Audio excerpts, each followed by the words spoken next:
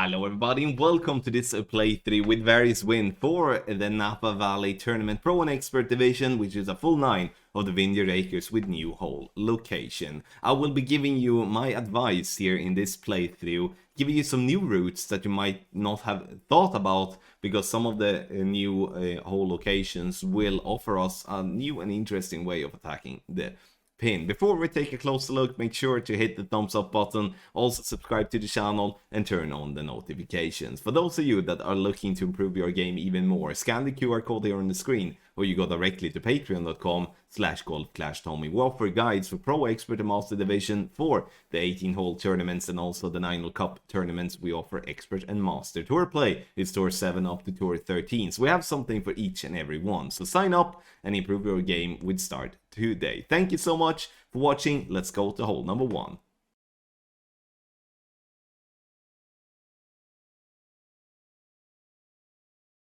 For hole number 1, we are going to play this hole exactly the same way we have always done, whereof a tailwind will give us a little room to go for the hole in one. I'm boxing in the blue ring, starting at the +6 yard mark, which then allow us to play with lower level clubs as well. 5.8 topspin and 3 right spin. Sure, if you do have more topspin to use, you can use that and get closer to green. But again, it's all to display, so you with a general driver, not the best of the best drivers, can play the shot. 0.8 ball of right curl. I'm playing this one max +20, and we roll ourselves nicely down there to approximately 370 yards.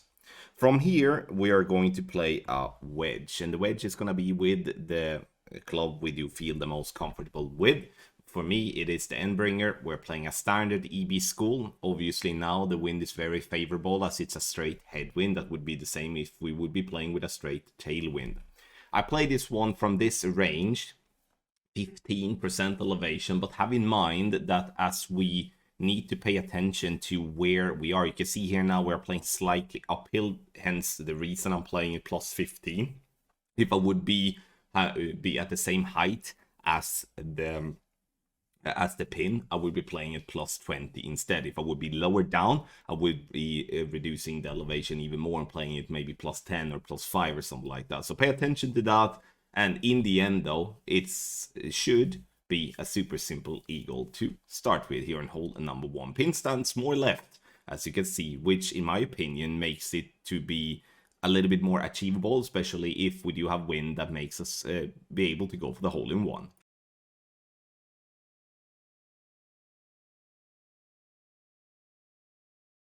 For hole number 2, now when they move the pin more left on the green, now this rough bump on the top left opens up to be a really good chance for a drop in my opinion. And the reason I do like a rough bump on especially a par 3 like this is because we're playing so much downhill and have the fairway to be always creating a very high bounce, which is never easy then to counteract. So using a rough bump here allows us to do a really good attack towards the pin. Now, with the sniper, we're playing at max level, pulling just slightly into overpower. I'm using just a click of overpower to compensate. Obviously, you could design this in many different ways. I wanted to only display this rough bump as I do believe this is going to be the best possible way of attacking this kind of finicky par 3 for an hole in one. Adjustment in the video, I play max +15 and I'm playing with a Kingmaker to reduce the wind. If you do have headwind, you're going to play with your driver from minimum distance, whereof a power 1 or power 2 ball would be perfect, whereof in tailwind and crosswind I would recommend to play with a sniper for the best possible ball guideline, and then we are playing with a power 3 ball in my opinion.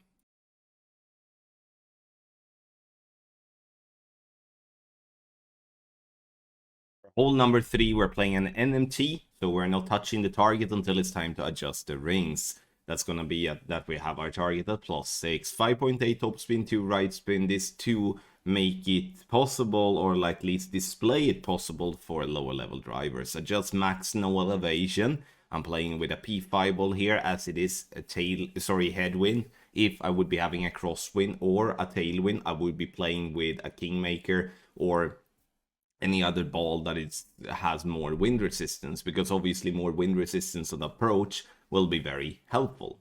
370 yards is perfect, and here, as it is more or less a linear hole, I'm playing this one based off yardage. We're gonna play with our Grizzly as we are having headwind and also close to minimum distance. Here I'm looking around for different type of spots here, and unfortunately with the new hole location being more right, we cannot play into the massive funnel that we do have more to the left. And by doing a lot of looks, the way I see this playing out is to go for a rough bump where we're attacking the pin straight on. It's a very consistent ball guideline, which is very helpful, using 2 right spin, 1 top spin. Adjustment that I'm using here is 8% slider with no elevation, P5 numbers. Making the adjustment, and we center the ball to hit perfect. Obviously the slider and the elevation may vary depending on what wind direction and wind strength you do have on the approach. Hits the rough, rolls up, maybe a little bit too hot, thank God for the pin. We could maybe have a little bit less topspin, would have still have enough there, but I don't want to come into slow and then to the ball fall back into the rough again. But hole number 3, even if they move the pin to be more right, it offers us a very good chance for an albatross.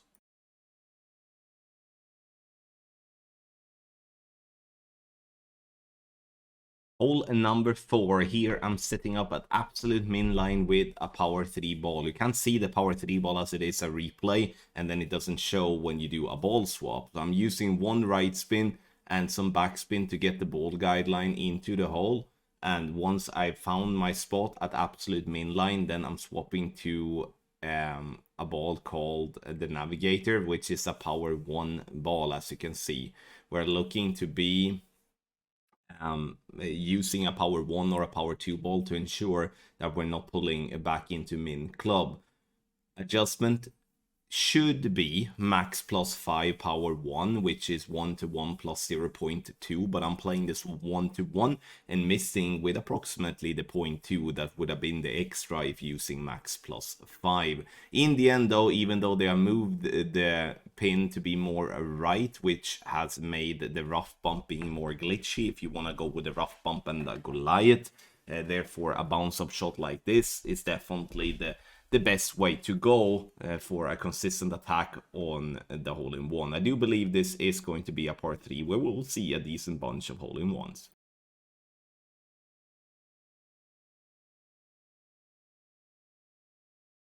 Hole number 5 hasn't really changed much. They have moved the pin more left, and if we're going to have a shot at the pin for an albatross, we need to push the drive hard. And what I mean with that is that we need to get pretty far up on this fairway to the right, and preferably to be on the left hand side. Now obviously with precision balls and everything like that, long distance wood club shot becomes a much more likely drop than what it was before. I'm playing here now from the P4 NMT line. It doesn't show until there in the end when the target jumps weirdly. It's because I'm swapping to a P5, but once I've opened up at the P4 NMT.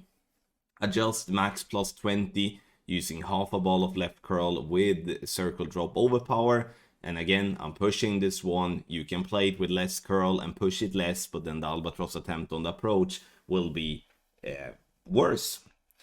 Not saying that this albatross is going to be I mean, it's not gonna be a super good chance regardless what you're doing, but you do have a long distance shot here where a Cataclysm with a good ball guideline is the best club to go with. That's why I'm using it as well, but have in mind you can play with any type of wood club here that do have a lot of power. We do have a high level Guardian for an example. We do have the Cataclysm, obviously. Even in lower level we have the big dog as well.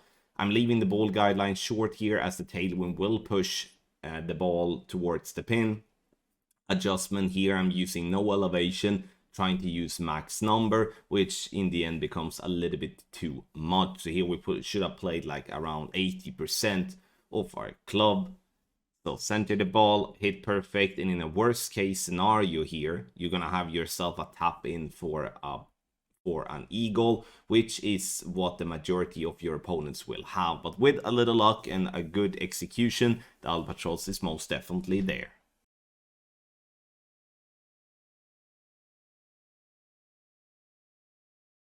For hole number 6. Now they have moved the pin to be more right, and I do believe that the left side here now is the way to attack, because it opens up for a nice little rough bump if you want to go aggressive, or it's just a simple bounce up with sniper.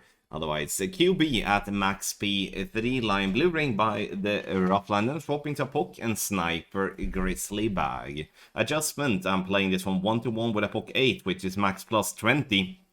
Power 0.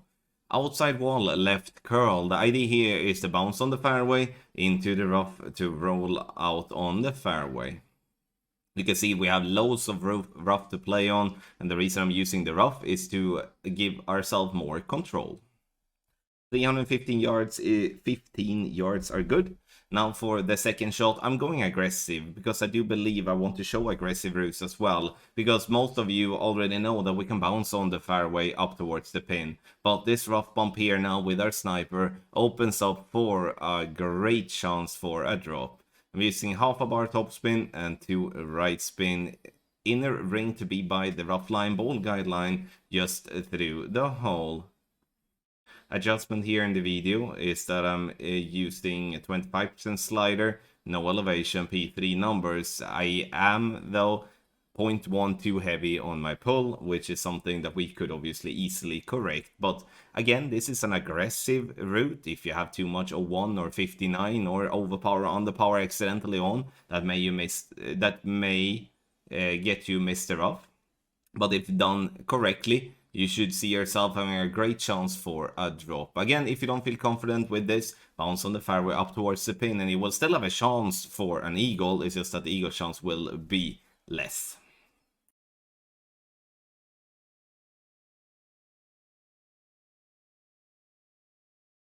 Hole number 7. Now they have moved the pin a bit more back, and I think that's worse for us, because now we are more inclined of getting a glitch roll down that slope where we usually bounce on.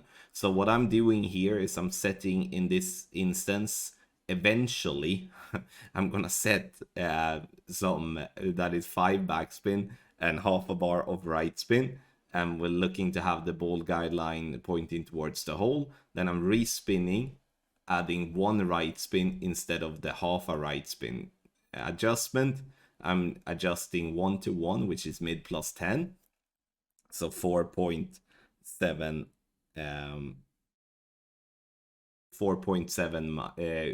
rings for 4.7 miles per hour. I would definitely consider this one to be the toughest of the par 3s. Obviously, using better balls and stuff like that will give you a bit more room of doing other things, such as a backspin boost ball would not be something to rule out. I mean, a backspin boost ball will most definitely be a way of removing all those bumpy parts at the beginning and kind of just go past the pin and roll back.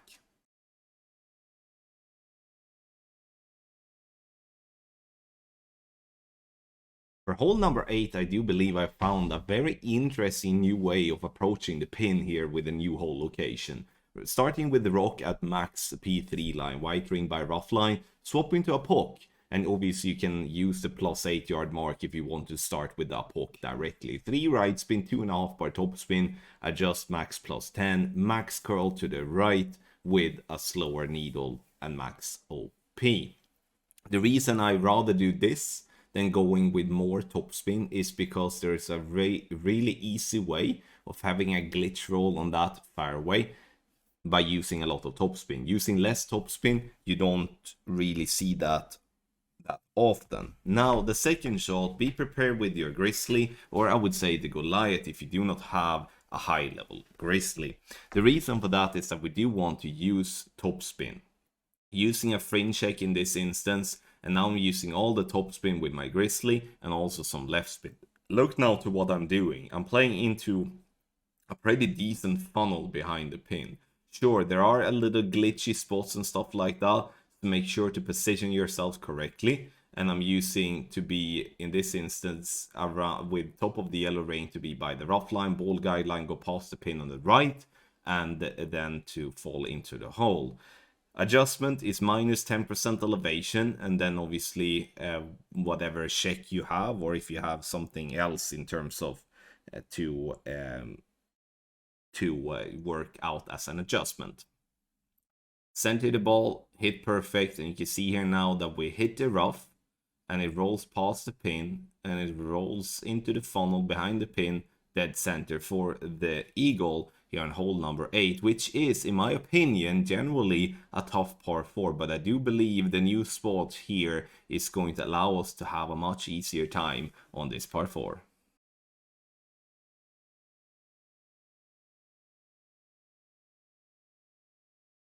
For hole number 9, this plays exactly the same as we have done before. They have moved the pin a little bit more left, but it's still the same type of boring, long par 5, where if we're not having big boy club and a big boy ball, we can't reach over to the second fairway, then we have to lay up. I'm starting with a power 3 ball to find NMT, and then after that I'm swapping to a P5 ball to allow myself to have that on the second shot especially.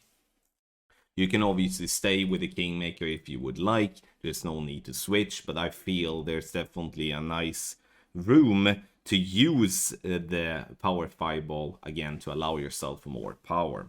340 yards is approximately what we're looking for, and then we're gonna see the second shot, which is going to become a Cataclysm or a Big Dog. Doesn't matter what club you have here of the Cataclysm or the Big Dog in terms of level, you just want to have the ball guideline somewhat centered down the fairway, favoring right side, and you can also use the bunker in the distance to allow for you can use the bunker in the distance to allow yourself to have a little bit easier direction with that. Adjust is max plus 10. I'm using a little bit of right curl to push the ball more right, because the closer I am towards the pin, the easier it's going to be for the third shot. And the third shot here now, we're going to take a look at that one. And we're going to also change to, we're going to play this one, negative 10 is what we're going to do in terms of elevation. And then we are having the, it's going to change from max to mid number. And we're going to change club to thorn. You can obviously play another short iron if you would prefer that. That's completely up to you. But you see the thorn here now. And we are going to, in this instance, I'm doing a fringe check. And the reason I'm doing a fringe check here is to give me some sort of a reference. Because without a reference, it's most definitely going to be hard to make a good call. Adjustment is done, and we're gonna center the ball and hit perfect, and feel not lucky obviously, but feel exhausted and happy about finalizing this par 5 with an eagle, which is going to be the score to get. This is definitely the hole where the scores will be held down, as I mean there's not really much realistic things to see in this case in terms of going for the albatross. Thank you so much everybody for watching this playthrough with a new hole location for the Vineyard Acres here in Golf Clash the game. And if you are looking to improve your game even more, make sure to go to patreon.com/golfclashtommy, scan the QR code here on the screen, or go directly to the site through the link that is in the description down below. We have packaged for each and every one. Pick the one that suits you, and we are there to help you every step of the way. Thank you so much for watching once again. I wish you the best of luck in your Golf Clash game.